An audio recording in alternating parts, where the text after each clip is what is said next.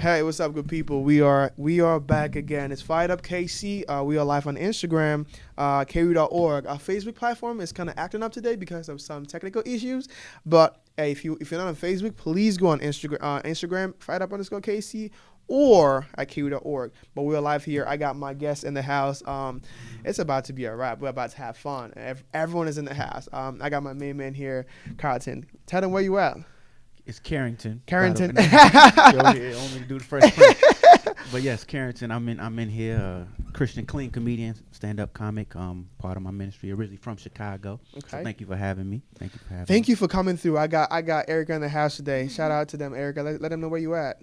I'm originally from New York. I'm a UMKC student. I work at Throughline Marketing and also run a nonprofit initiative called Foster KC. Okay, legit. I got my girl Ashley here. Shout out to them, Ashley. Let them know where you at. Hey y'all, I'm from Lee Summit. I'm a UMKC senior, and I'm majoring in marketing right now. Go senior. Yeah. I got my man Zion in the house. I got also Karen in the house here in the studio. We're about to get started, man. How are you guys doing today? How's your day going so far? It's 6 o'clock. But it's going good. It's going good. Yes. It's going good, man. I love it. We all kind of started up a little bit late, but we already started now, right? Yeah. Okay, cool. You are a Kansas City comedian. Give us a background on how did that all happen? How did you become a Kansas City comedian? I've been doing comedy for 15 years. Whoa. But I used to do secular comedy. Okay. For the last 5 years, I've been doing clean comedy. Okay. So I've always been a comedian. I wasn't a class clown. I was a school clown. I always just enjoy making people laugh. Yes. People. So, I feel like it's part of one of my gifts. So I've been doing it for a while. That's traveling and different things. What made you switch from being just a central comedian to being someone who is a believer? I got saved. Got saved. Boom. That's it. That's simple as that. I got saved, man. And I always knew it was God's gift. Exactly. But I wasn't using it the way he wanted me to use it. Boom. So, okay. Yeah. That's legit. Erica, tell us about your what is your journey to UMKC? How did you come this far? And by the way, your jacket looks good. I like it. Thank you. Try to stay fresh. My journey was about 2 years ago, I was working for a full-time ministry for about 4 years, traveling all over the world, helping rescue women from trafficking, helping work in orphanages. And I kind of just got to a point where I also felt like God had given me a gift for business, but I wasn't getting to utilize it. And I was seeing us go into these communities, help these people, and just leave. And I was like, I feel like we're bringing them the gospel, but we're not actually like leaving them with something sustainable. Went on a 2-month vision trip by myself, backpacked Southeast Asia. Oh, wow. And during that time, met some really dope business people and was like, man, like I feel like there's something to this where I can combine my passion for God with the marketplace and business. Wow. So that's why I'm here. That's legit. I love that. That's just more of like, I don't know if you know who John Maxwell is, but he's like a big into leadership, and he's like dope. He knows how to merge that business word with what he believes in, right? Actually, give us a background story. What is your story to MKC? How far have you come? What is your story to how far you've come? Yeah, so I actually transferred from Longview Community College, and I got here last fall. I was very, very lonely. Didn't know a lot of people at all. And then I got to getting into organizations, getting into crew especially, and just knowing other Christian people on campus. And that's what really has driven me into my walk with Christ especially. Yes. So. Wow, that's legit. I'm gonna do a background story because I know how I met you, every one of you, in different places. First of all, I met you at there was an event with I think it was BCM, and you were on stage doing comedy, and I was laughing myself up. I was in front just like dying. He is hilarious, man. You guys should hit him up. Erica, you were in my business class, and I think I met you through was it Rachel? Rachel, yeah, it was Rachel. Yeah, we were in a business class. It was a business law class. Yeah. Yes, and I saw you on stage singing, and I was like, I love her voice and I love her passion. And I literally walked up. I was like, yo, I love what you're doing. And full circle, we're here today, and we're talking about purpose, faith, and influence. Yo, let's get right into it. Okay, so how do you guys define purpose? What do you think your purpose is, and how do you define that in today's community? What do you think? What do you think your purpose is? I believe that my purpose is to reach people. Okay. One of the biggest things, and it's funny, I love working with youth now. Okay. I never liked kids. But God has a way of changing that. Yes, yes. But now I have a heart for kids, and definitely when I do, my comedy, yes, I can have kids come to my shows. Exactly. Right? So when they come up to me, they're, oh man, I love what you're doing. It's yes, different. yes. And I feel like, my purpose is to inspire, but to also bring people closer to God. Because Exactly. I never do a show without letting people know Exactly. this is what I used to do, but now I'm doing this. Wow. So I believe that my purpose is to reach God's people. Yes. Because everybody's God's people. Yes, boom. Regardless Yeah. of whether they're in the secular world or not. So, I believe that's my purpose. Wow, that's good. Hit us, Erica. Yeah, for me, if you'd asked me like probably a year or two ago, I would have rambled off like all the things that I want to do, like how I want to own a business and how I want to go do this and be really successful, which was all for God. Exactly. But I think over the last like year specifically, God has slowed me down and made me realize every day my ultimate purpose is to love people from a place of knowing I'm loved. Yes. So whether I'm at work or whether I'm with the students who are part of the organization that I lead, like I get to just be someone that people can lean on, and it's coming from a place of not wanting to reach them in a weird like just needing to evangelize them or want to always bring them to church, but reaching them in a place of like, wow, I want them to feel loved because they're valuable. So I want to empower people, let people know they're valuable, and honestly just love on them. As simple as that is. I love that. What do you think, Ashley? Where are we at? I 100% agree with Erica. Yeah. I love that answer. My purpose specifically, I have a big heart for students in the inner city. Yes. I feel like the marginalized is just so ignored in our society. Exactly, yes. And I've done many outreach opportunities where I've been able to use my testimony of the struggles that I've been through to help those girls that are in those situations. Yes. And I don't know, it's just so wonderful to love on them and let them know that we hear them and we are here for them. Yes, that's awesome. I kind of want to touch up on what you said about being able to reach out people and not being worried about it.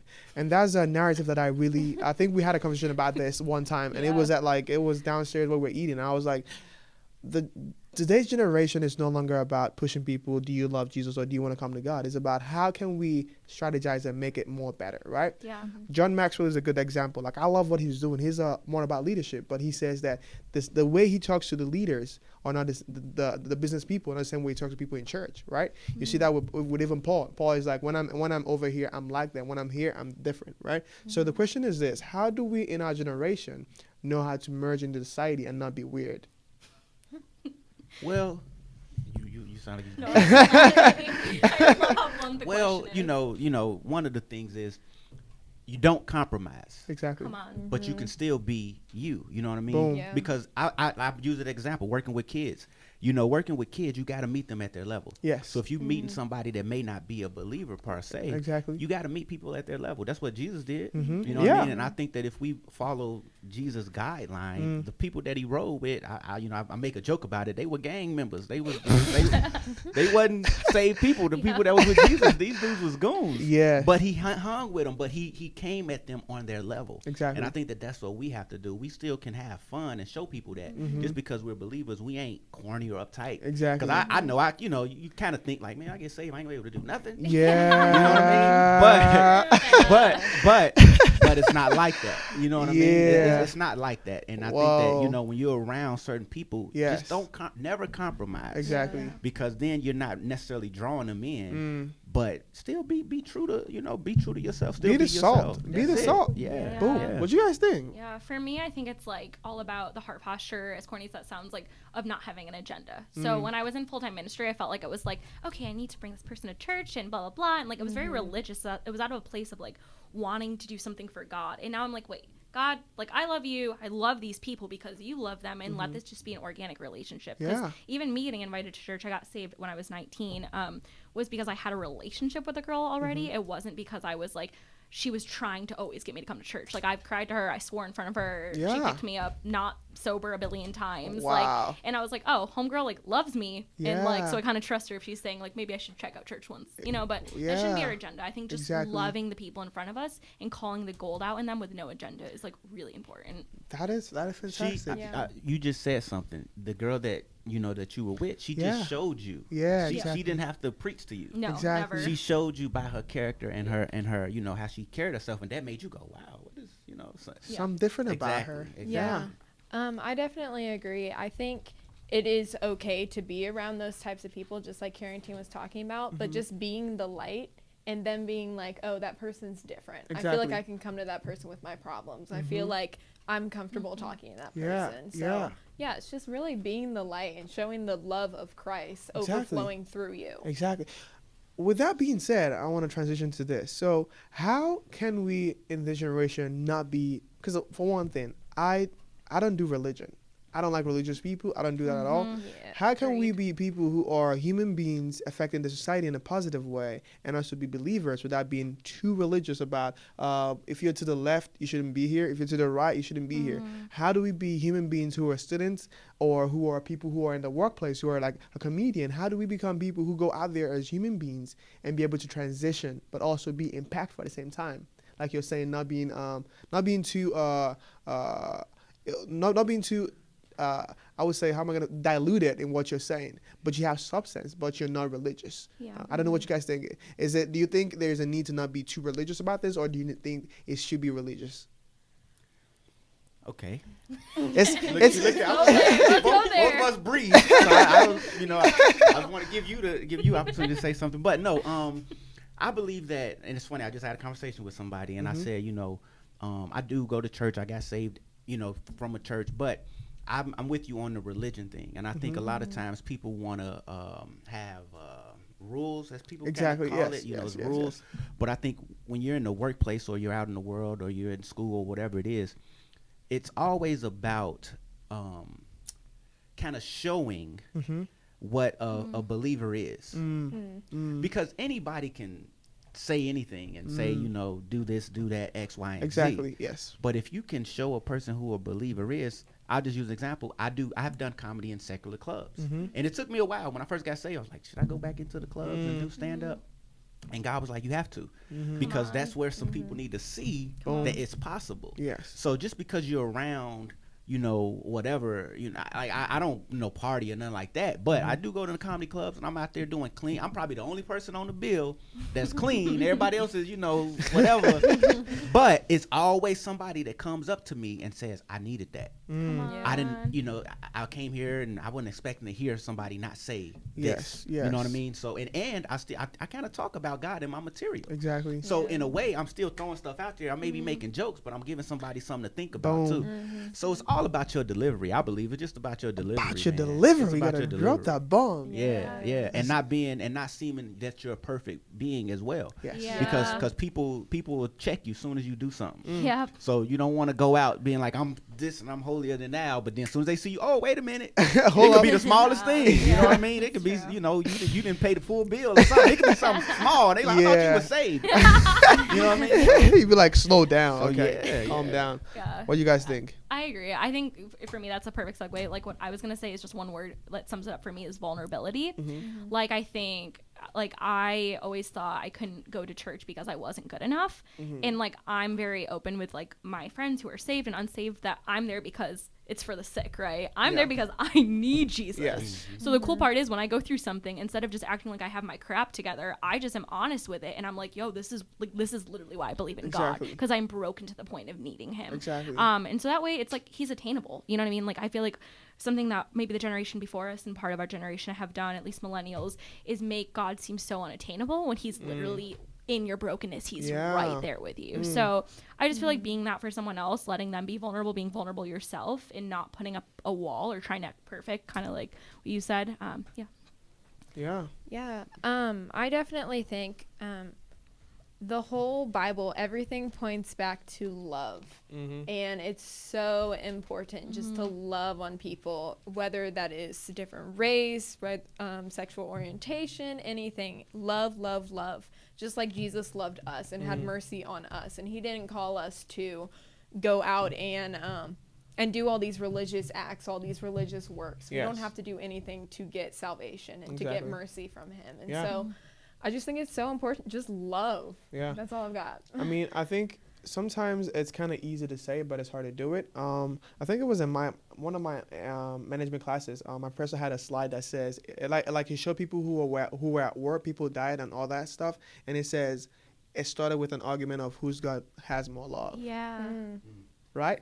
So just to show that sometimes there's how people can leave the boundary of what we're talking about and start being activists. Like, okay, I'm gonna go fight for this, then no one actually told you to fight for, right? So that's my thing, where you see people who are saying, man, I stand for this in so much, I can kill you for it, and I'm like, dude, it was here before you, but now you want to take it over. So my thing is this: how can we as young people, because we are the future of this generation, how can we create a place where it is good and is free and more inviting for people to come in and not feel like they are rejected in a certain way? Because sometimes I feel judged by even Christians as well, where I feel like they think you should be at a certain standard. And I am not a perfect human being. I'm not trying to be one. But the thing is this: once you start doing, oh, you should be doing this or doing that, they think you have gone astray from what you should be doing, you know? And I think it's our job in this generation to be able to focus on how do we advance the human race, but having that consciousness that we are believers and people who love God, but actually we have a purpose. But at the same time, we want to be able to make sure that our community is good. You know, taking action and not standing back and saying at one day, which I'm going to get to that point. There's another point I'm going to get to, but let me move a little bit. Let me shift a little bit. Okay, what are you guys doing to impact the community? Because I know you have something going on. You're already doing something. What are you guys doing today to impact the community that has to do with what you want to use to improve the human race? Like I said, working with kids. I used to work with foster children, and also I work with now we work with the Boys and Girls Club. Okay, and I feel like that generation is the future generation. Exactly. And kind of what you was talking about before, you have to be creative in your your delivery and how you're coming about with definitely with kids in our generation in general. Because if you're not creative and you keep doing things the PC way, as far as like, this is come to church, do it like this, do it like that, it can get boring. And that's just the truth. That's the truth. So you got to move with the times. You got to be creative in the way that you do things. So as far as me impacting my community, I try to do a lot of different. I know different churches that do like outreach, activities and different things like that to draw people in, and that's a way about doing it. And also I'm in the military. Duh. Hey. So that's a way of impacting, for me impacting the community and being a servant. And me doing that, I'm just in the business of serving. I just feel like anything that I do, I want to be of service to people. So yeah. What do you think?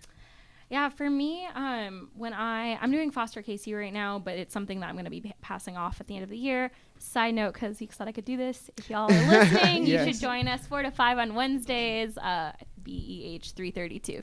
It's a fun time. But yeah, I ultimately really want to like run businesses that would help women out of trafficking, and both like here and like internationally. But I think right now, what God's been teaching me is stewardship. So right now I'm not going to go rescue a bunch of women on the weekends in human trafficking because I'm like doing schoolwork. You know what I mean? Yes. But like what's right in front of me, and what's right in front of me right now is this campus and the talents God's given me now. And so for me, instead of becoming a 501c3, I really felt like I was supposed to do it through the campus. And I was like, God, it's like not as like legit, but I felt like he was just like, this is the people that you're supposed to reach. So I think for me, it's just being there for my team. Like, I'm gonna be honest, like, they know me as like somewhere in between Proverbs 31 and Lizzo, like somewhere in between. Like, I'm not definitely like probably not the like most perfect Christian, but like they know where I stand and they know I love them, and that's what I care about. So I guess just showing up every day and loving people. Yeah, just being impactful how you can. What do you think? Yeah.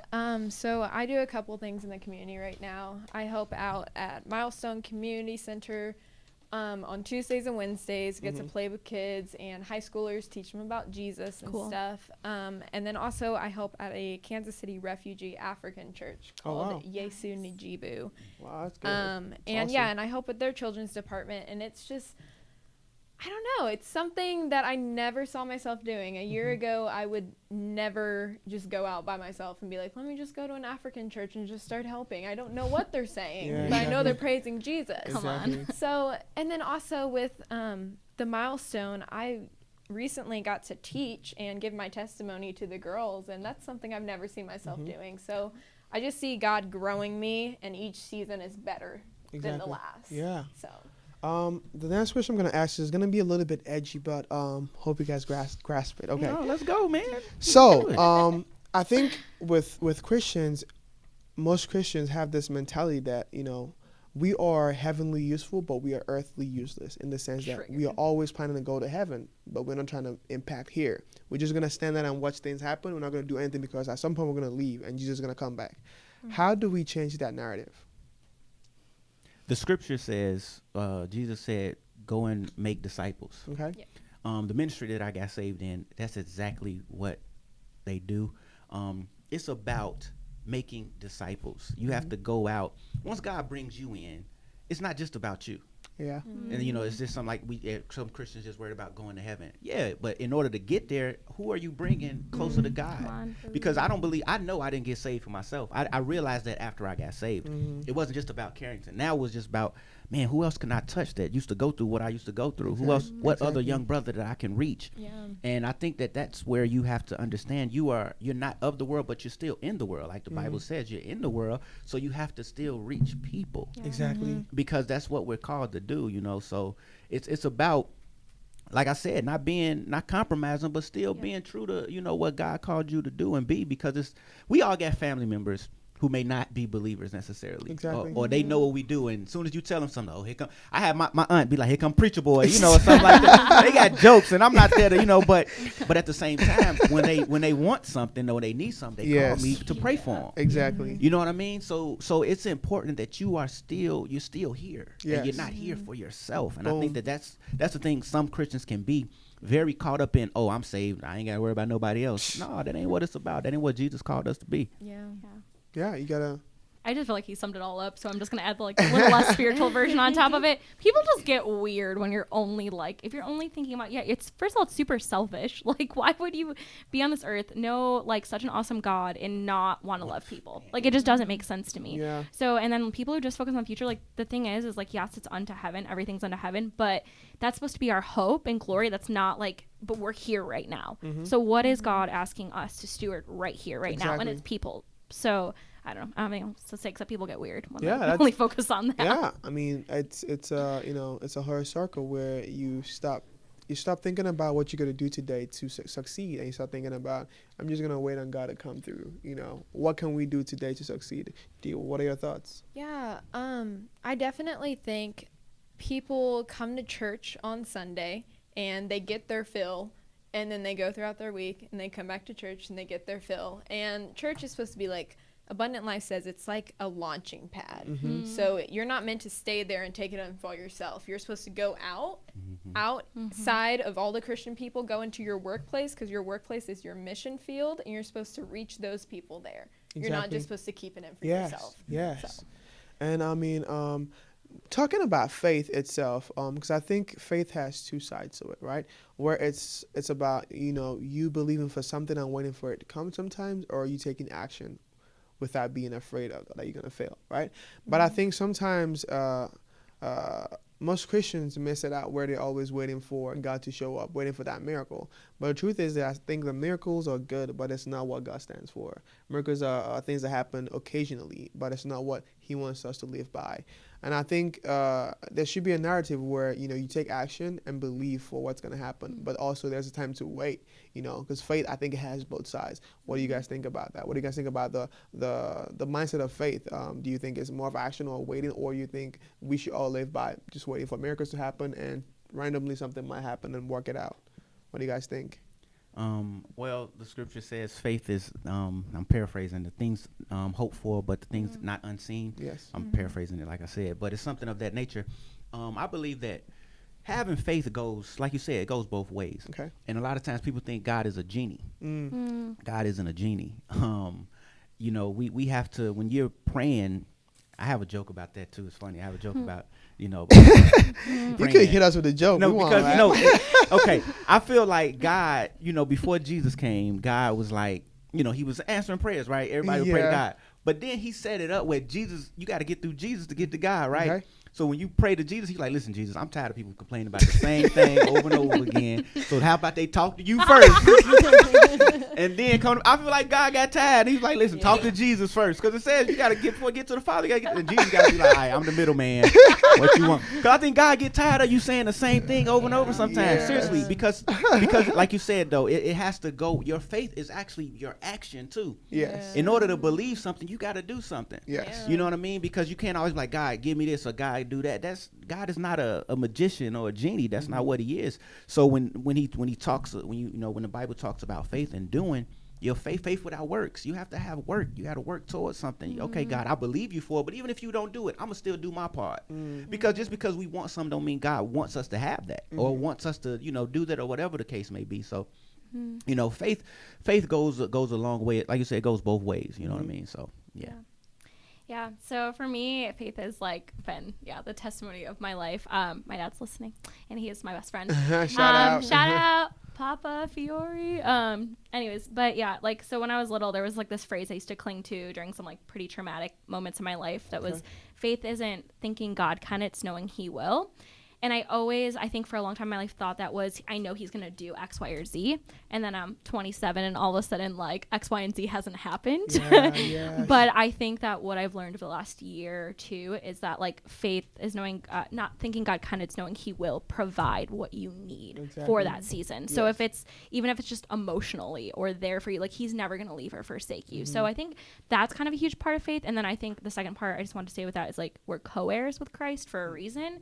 It's because we're supposed to partner with Him, not just pray and let Him do all the work. That takes away the whole co-heir part. Yeah, it's a mutual beneficial relationship. Yeah. No. What do you think? Yeah, I definitely agree with both of them. They kind of just sums it all up. Yeah. Have the little scraps. Yeah, I definitely think with faith, yes, it is believing, and there could be the part of waiting, but it's also you have to take action. There is the works, and you have to, if you don't take that step and you don't follow that one instruction that He's giving you in front of you, how does God know that you actually have faith, you know? Yeah. Mm-hmm. So that's how I see it. Yeah. Now, talking about value as a human being, because I think most times when people think of Christian and God, they're always thinking about a man up there that has a whole bunch of rules you should follow. But I think it also comes down to knowing that the way God sees you as a person and values you is the way you should value yourself. And most people do not get that as first sight. They're always saying Christians are people who are, in this one box that they're boxed in, and they do not see that the thing you should see is knowing that your true value is from something that is bigger, and you're made from that something that's bigger. And I think that how do we get to let people know that your value should not just be by the things you do, but knowing that you are from a source? Just like, let me put it this way. We all use iPhones, right? Mm-hmm. So the value of an iPhone is the company that made it. That said, this phone is good, and we made it for something. That means if the phone fails, the company fails. That means if we fail as human beings, God failed for His creation. And letting people know that your value is attached to God's value. If you lose, He actually loses, right? Mm-hmm. How do you think we should have a narrative that just doesn't go, first of all, at people's what they're doing and telling you to reshape your life, but giving them value as human beings? You actually want to go for it first? Ooh, no. I'll go second. Because the questions are huge. So deep. That's actually a very deep one. I kind of want you to repeat what you said, because I was a little lost for a minute. Okay, just being able to have a value system that makes you know that your value shouldn't be on just substance of things you do, but know that your value comes from something greater that backs you up. The Bible is a document that has everything in it that we need. Okay. So if you follow that, if that's your guideline, if that's what we're believers, if you read that word, He gives us instructions specifically what to do and what not to do, right? Mm-hmm. So your value is in that word of God, and I believe that having humility, that's what he calls us to humble ourselves, being humble and saying, okay, no matter what I do, I know I get my resources, God. Mm-hmm. Whenever I'm on stage, I don't get on stage without praying. I know that it's from him. So I can't go out there and be like, Carington, do your thing or whatever the case may be. No, my value is in Christ. So I have to go out. I'm representing him. Exactly. Anywhere I go, anything that I do, I got to remember that. Now, do I always do things perfect? No, but I have to remember he's the person, he's my resource, right? So I'm representing him. So when you have that mindset, when you're doing anything, man, I'm representing God. It's just like, perfect example. You had your parents, your parents, right? Exactly. As a kid, you knew if I go out here and act up, my parents, I'm gonna make them look bad, right? Exactly. Yes. So you knew you had to do, right, Yes. because you didn't want them to get back to your mom or your dad or whoever and they be like, I don't play that, right? So it's the same thing with us having value in God. We represent him, so we have to go out and be that. That's pretty much how I see it. I'm ready. Hey, let's go. Yeah. Let's go. Okay. Started up, got us ready. Yeah, just like ever since middle school, the phrase I've been living off is Christian rapper Lecrae's phrase, if you live for people's acceptance, you'll die from their rejection. And it's just so much truth, because why are we going to other people looking for their acceptance when they're just as messed up as us? Like, it just doesn't make sense. And for them to say that we are worthless or we don't have value, and they are probably feeling the same way, it's just, there's no, when you become a believer, there's no way to see it any other way of why you can't, why this is not what everyone sees, if that makes sense. Yeah, it kind of does. Take a little different approach on answering the question, because I feel like they hit the value part pretty heavy. But this is kind of like when I talk to friends who are like, oh, like if I come to church, does that mean I have to stop doing this or that? My answer is just get to know Jesus first. Let's save this conversation for a couple months down the road, because it becomes very religious if your value is in what you do and don't do. But when you know the source, you're just changed, right? You're changed. Like there's no explanation behind it. But I feel like if you don't do it from a place of knowing who God is, then it does just become religious, and it's really easy to like throw out the window when you're in a bad mood or something. I think that you just hit something. I think that the thing is, with people that want to come to Christ and want to know God, the hesitant is, do I have to change automatic? Yeah. And it doesn't happen like that. It literally doesn't. It does not happen. Like nobody, the Bible even says, we all are work in progress. We all, we all fall short of the glory. So it's a matter of you getting a relationship. Like we started out with the show, religion. No, relationship.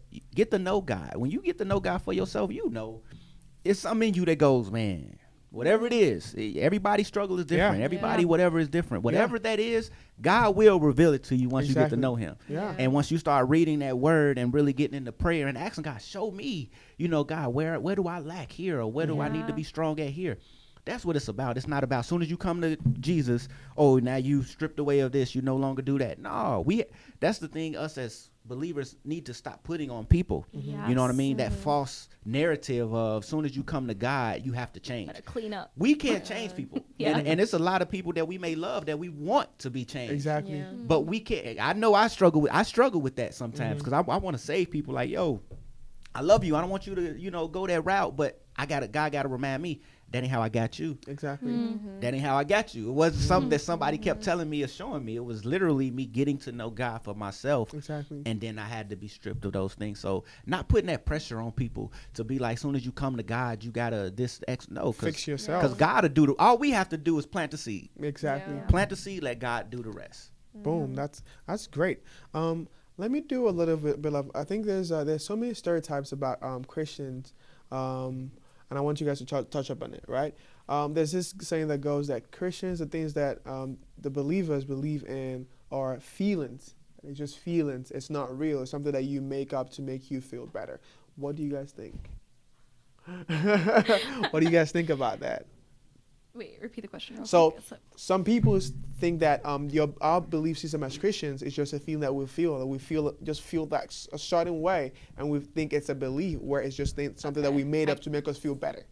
Okay, so for me, this was, I totally get that. And I can kind of see how people can perceive that sometimes, to be honest, because faith is like we can't see it, Exactly, right? So I can yes. see why, like, if I was on the outside looking in, I'd be like, they're just making it up. Like, they just want to be, like, happy. But I don't know. For me, I think someone said this to me once when I was, like, in India. I was, like, crying about something that had happened that day, some weird cultural clash. And they were like, Erica, like, the biggest testimony at the end of the day is, like, what you've personally experienced. And I don't know. I can't deny that. I can't deny that I've been changed. I can't deny this isn't some self-help book. This is, like, supernatural. It just is. And I think another part on that is just I'm really into, like, I love science in the Bible, and I love seeing that, like, if you really look at the Bible, there's actually a lot of, like, science in it. So I don't know, I kind of could talk all day with someone about how, like, hey, there's actually, like, legitimate things in history and science that point towards God. So it's kind of wow, that's great. Yeah. What do you guys think? A little apologetic, but Go ahead. I'm gonna let her go. I'm gonna go last for once. I don't have anything right now. No, but that's pretty much. I was gonna say the same thing. It's kind of piggybacking off of what I said before. It's really about what you've experienced for yourself. You know, I don't walk around like it's not a feeling. I know what I've experienced. Exactly. And on multiple occasions, even when I wasn't paying attention. You know what I mean? So I think it's a matter of, you know, people gonna say whatever, but I'm one of those people. I don't even really get into debates about God and Jesus. I don't get in debates about that because I don't think we have to debate what is. Yeah. So to me, I think it's just people got to feel for themselves or experience that for themselves. And I think in my brokenness, God just spoke to me. You know what I mean? In my brokenness, God just came to me and said, "Hey, man." You know, and then sometimes it's that voice. It ain't yours. It's not. People think it's like it's unexplainable. You can't explain the supernatural spirit of God. You just can't. It's just something that you have to experience for yourself. yeah. Yeah, I definitely agree with them. It's definitely the testimony thing that people cannot argue against, because that is your story, and that is something that you went through. And when I totally believe that everything happens for a reason. Yes. Everything in the Bible happens for a reason. All the numbers, every little comma, everything. And so when people try and argue against that, it's kind of, I don't know. It's kind of like you can't argue against you have, like, what facts. is happening. I'm showing you facts, but you like saying it doesn't add up. Exactly. Or where the facts are there. Okay, I'm gonna shift a little bit to influence, right? Okay, so as young kids, I know you guys have always, like, heard your parents saying or other people saying, "You're too young for this. You do this when you grow up," and then when you grow up, they're like, "You're probably still too young for this." Do you think that should change in our generation, where we do not look at people based on their age, but based on what they can actually do as being influential in the society today? Yeah, I think I just witnessed that, like, 2 weeks ago. So I was asked to be, like, a judge for an entrepreneurship contest for kids. They were 9 to 12. They were so cute. One of the girls was more profitable than I'd ever been in my freelancing business. And I was like, oh, God, a little bit of shame, but it's fine. I'm proud of you. But I think that it's actually already starting to happen. And I feel like the biggest thing that we can do is, I don't know why people always talk about the next generation in such a negative way. They're like, oh, they're glued to their phones. Yeah, so were we. Like, give them a break. Like, so were we. And I think it's just taking all of, like, the positive that's actually going in the world. Like, technology has such a cool way of connecting us right now, and empowering people. And so kids are watching Shark Tank and saying, oh my gosh, I want to, like, go make my own business. And they're getting empowered. So I think just as an older generation, whether it's through, like, a program like Big Brother, Big Sister, or just in your everyday life with the kids you know, it's just, like, calling the gold out in them. If you see them, like, wow, creating, like, weird things or whatever, and you're like, wow, that's, like, you're an entrepreneur. You know that? You're an inventor. Like, it's just calling gold out into people. That's what we should do for people our own age as well. Yeah, that's great. You guys want to touch up on that? I was actually gonna say, biblically, a lot of people God used were young. Yeah. Boom. Okay. You know what I mean? That's one. We can go there. You know, he used a lot of people that were not grown. They were young. Mary was 13. I think David was young when he used David. But to say that, I say, you know, it doesn't matter how old you are. If you have a gift or God put something inside of you, a vision to do anything, you can do it. And I think that we need to stop with the you're too young for this or you're too young. Now, it's some things that maybe young people may not know, you know what I mean, because they haven't experienced life, but that comes with anything. We all still growing and learning. I'm still learning things every day, you know what I mean, but it comes with growth. So instead of downsizing somebody's idea, because there's some young entrepreneurs out here that's making more money than all of us in this room probably put together. Yeah, that's true. You know what I mean? But because they have they've been taught whatever they've been given, but it's all about what you pour into, like I said, kids, man. We have to encourage children. Exactly. One of the things I always try to tell people, never kill a kid's dream. Yeah. Because that's the worst thing you can do. If Yeah. you kill a child's dream, they feel like, I can't, no, you have to spark it. Whatever, it can be the weirdest thing. It can be whatever. Spark it. Give them something to be creative. Yes. Do different things. You know what I mean? So this generation have to stop belittling the newer generation that's coming up, and really try to, encourage them, because they are the future. That's the point. They're going to be on this planet when we not. So, you know what I mean? We may be here, not whatever, but you know what I mean? Yes, because they're the future. Yeah. What do you think, Ashley? Yeah, I definitely think that the older generations are scared of the younger generations, because we and the generation below me, I'm not that old, but they are not afraid to take risks. They're not afraid to stand up for what they believe in, and we're not stuck in old ways. We want changes made. And I think speaking life and not speaking death over someone's life is so important. Calling out the gold in that child's life. So. Wow, that is fantastic. Just really quick, learning from each other. Yeah. Old and new, we got to work together. Exactly. Because they built the foundation. The older generation built the foundation for us to, carry that torch. So it's a matter of us just working together and learning off of each other. So okay, we got 5 minutes. Okay, I'm gonna do so this is gonna be like a summary. We have had like a really educated conversation, really interesting answers that we got here today. What is you guys' one word? What would you leave the audience with today about whether it's your belief, whether it's you being influential, whether it's your purpose, or whether it's about your faith? What is one thing you would want to leave the audience with going home today, taking one thing from this show? What would you want to leave them with? What do you want to drop on them and say, take this home with you and run with it? I feel like I'm gonna want to change my answer. I'm like, all right, I don't know. Like, this sounds silly, but it's gonna be okay. Like, whatever you're going through, it's literally going to be okay. Like, you're going to get through it one way or another, and to not lose sight of your hope. And as you're pursuing hope and you're surrounding yourself with really good people, like you're gonna be okay. You're gonna make it, and just to focus on your goals and focus on like to be influential is to know and be confident in who you are. To be confident in who you are is to be confident in him. Exactly. Like, I don't know how to do it any other way. So wow, that's great. that was good. That's good. That's good. Preach on the mic, man. Yeah, for me, mine would just be to let everyone know that, like, you are loved, you are valued, and you matter. Exactly. And people will always fail you, but God will never fail you. Come on. He will always be there for you. That's good. And God's love is just overflowing, and it's so eternal. So, yeah. Wow, that's good. I concur with both of them that said. But I would leave people with, it's not a sprint, it's a marathon. Yeah, boom. Let's go. Don't try to compete with nobody. Don't try to do any of those things, man. Go at your own pace, because we all have whatever time is gonna come. We have an end date and a start date, and between that is what you do. So don't look to the right and the left of you of what other people are doing. You can learn from other people, but don't try to be other people, man. Be yourself. Exactly. And always keep God first. So yeah, it's not a sprint, it's a marathon. Wow. That's some great words. You all are inspiring, and I love that, because what I'm looking for is a generation of young people who are going to lead the next generation, but not being so stuck up in the old ways. Because there are new things happening today. Even if you look at the technology, when it came out, most Christians ran away from technology. They're like, it's a devil's thing. Don't watch your TV because the devil has it in control. But the thing is this. How do we influence this generation better? How do we make a positive impact and not being too pressured, not being too immersive with the things we do, but being in a way where we stand for something, but at the same time we are human beings who understand that things are going to happen on the way, but we are trying to influence people the right way.